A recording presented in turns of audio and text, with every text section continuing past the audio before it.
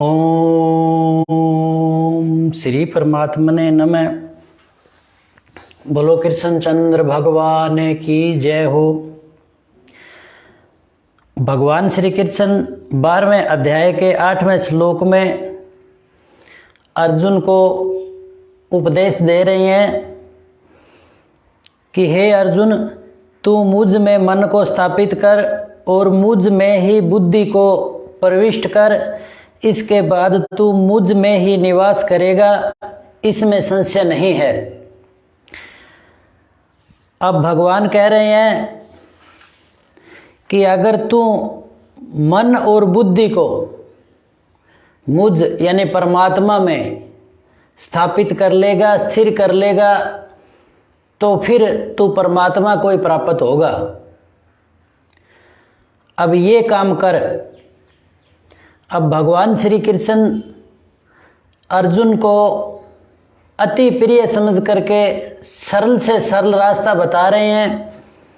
आगे कह रहे हैं कि अगर तू मन को मुझ में अचल भाव से स्थिर यानी अर्पण करने में समर्थ नहीं मानता, तो हे धनंजय, हे अर्जुन, अब कह रहे हैं कि अगर तू मन को परमात्मा के अर्पित करने में, परमात्मा में लगाने में भी समर्थ नहीं मानता, असमर्थ है, तो हे अर्जुन, हे धनंजय, अभ्यास योग के द्वारा तू मेरी प्राप्ति की इच्छा कर।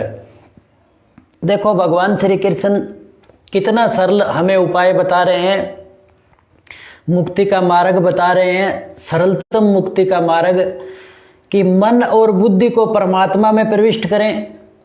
अगर मन बुद्धि परमात्मा में नहीं लगा पा रहे हैं तो केवल मात्र हम परमात्मा प्राप्ति की इच्छा करें। अब इतने से भी भगवान आगे कह रहे हैं कि अगर तू इच्छा भी परमात्मा प्राप्ति की करने में असमर्थ है, तो कहते हैं कि अगर तू अभ्यास योग में भी अपने को असमर्थ पाता है, तो मेरे लिए कर्म करने के परायण हो जा। अब भगवान कह रहे हैं कि अगर कोई व्यक्ति मन और बुद्धि को परमात्मा में लगा दे तो परमात्मा प्राप्त हो जाएंगे। अगर मन और बुद्धि परमात्मा में लगाने में भी असमर्थ है, तो परमात्मा प्राप्ति की इच्छा कर ले तो भी परमात्मा को प्राप्त हो जाएगा।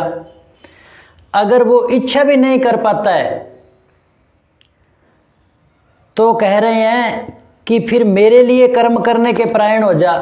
जो कर्म कर रहे हैं वो कर्म करते रहें और भगवान का भगवान के लिए करते रहें, ऐसा समझ लें। उसमें मैं भाव ना रखें, कर्तरी भाव नहीं रखें, तो ऐसा हो जा। क्योंकि भगवान कहते हैं कि मेरे लिए कर्मों को करता हुआ भी तू सिद्धि को प्राप्त हो जाएगा, यानी परमात्मा को प्राप्त हो जाएगा। अब भगवान कह रहे हैं कि इतना कहने के बाद में भी अर्जुन चुप है, तो भगवान फिर एक और सरलतम रास्ते बता रहे हैं कि अगर मेरे योग के आश्रित हुआ तू, पूर्व श्लोक में कहे गए साधन यानी कर्मों को परमात्मा के अर्पित करने में भी अपने को असमर्थ पाता है, अगर कर्म भी परमात्मा के निमित्त करने में असमर्थ पाता है, तो कर्म तो कर, परंतु मन इंद्रियों को वश में करके कर्मों के फल की इच्छा का त्याग कर दे, यानी कर्मों के फल की इच्छा का त्याग कर दे। केवल अपना कर्तव्य कर्म समझ करके कर ले। देखो भगवान श्री कृष्ण ने कितने अच्छे और सरल रास्ते बताए हैं। अगर ये भी नहीं कर पाते तो फिर हमें मुक्ति कैसे मिलेगी?